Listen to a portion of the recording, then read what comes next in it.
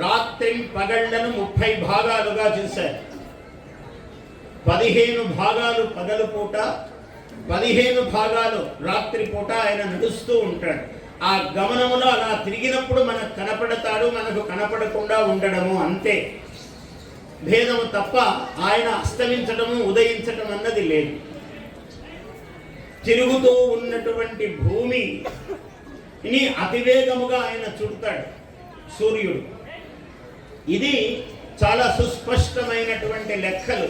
అంటే ప్రపంచంలో నాసా పుట్టక ముందు, అసలు ప్రపంచమే పుట్టక ముందు భారతదేశం ఈ జ్ఞానం అంతా లోకానికి అందించింది.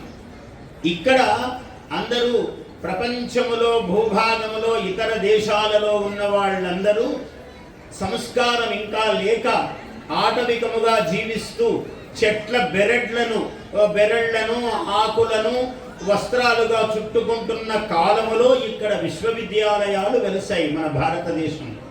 అంత గొప్పది ఈ భారతదేశం. ఆభరణాలు ఎట్లుండాలి, కిరీటాలు ఎట్లుండాలి, ఇవన్నీ అత్యంతమైనటువంటి నగిషి.